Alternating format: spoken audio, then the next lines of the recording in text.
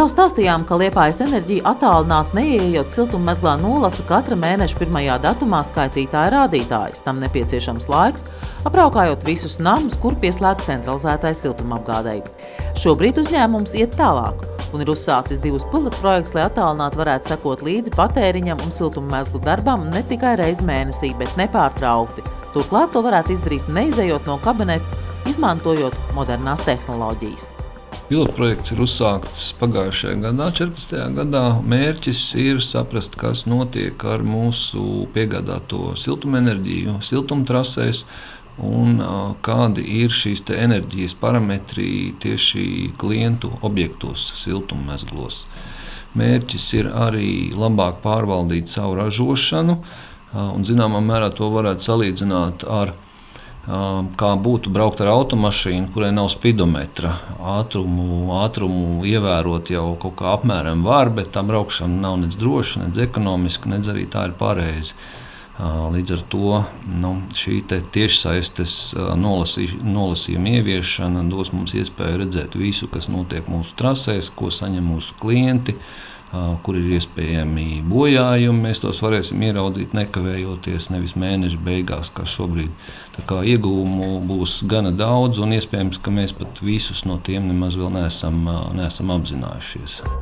Liepājas enerģija klientdaļas vadītājs Dainis Porietis ir gatavs parādīt, kā modernā sistēma darbojas. Dati tiek saņemti reizi 15 minūtēs un sniedz visu nepieciešamo informāciju par katra siltummezgla darbību.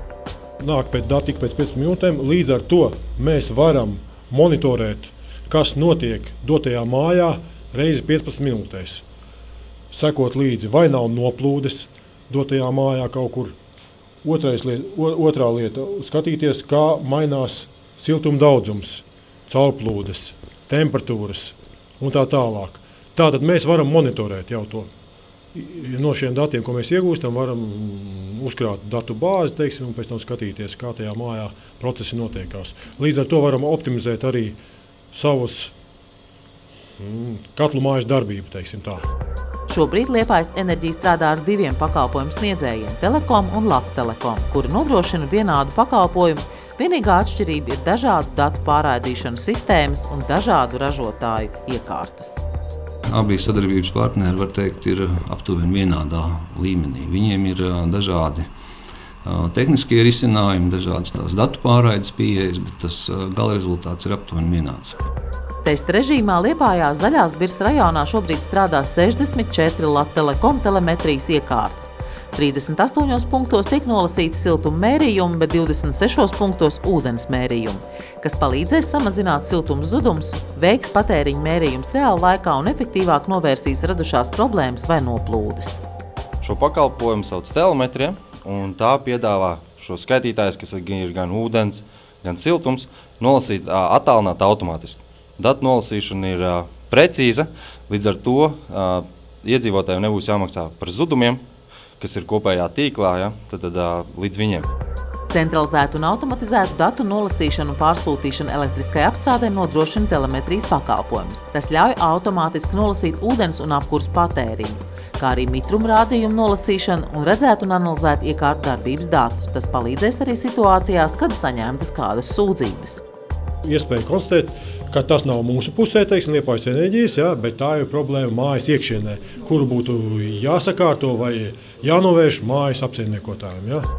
Liepājas enerģija šobrīd īsteno 2 pilotprojektus, bet plāno jau tuvākā gada laikā pilnībā visus savus siltuma skaitītājus aprīkot ar telemetrijas moduļiem, lai visa uzskaites sistēma būtu efektīva, precīza un mūsdienīga.